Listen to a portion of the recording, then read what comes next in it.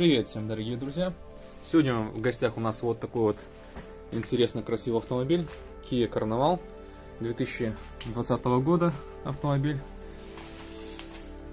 Хочу вам показать, как снять лючок бензобака.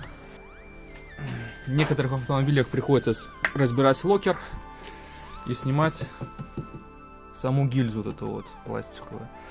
Но я думаю, что здесь обойдется более простым способом снятия данного лючка.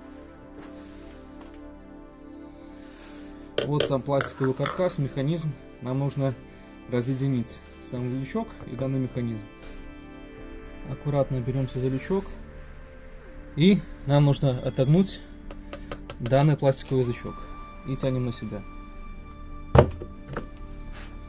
Вот, ребята, пожалуйста, лючок быстро снят. Заняло это даже минуты не прошло.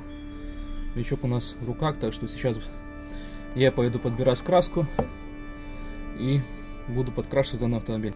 Также, если захотите обратно ставить, вот здесь у нас есть стрелочка. Такие вот у нас зубья. Поставить вот так вот.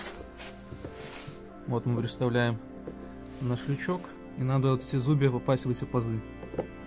Чтобы зубья попали в эти пазы. Вот они попали. Вот и все. И мы так вот, опа, и задвигаем его обратно. Все. Спасибо, друзья, что смотрели. Кто оценил данное видео, ставим пальцы вверх. А кому не лень, конечно же, подпишитесь на мой канал. Всем спасибо, всем пока.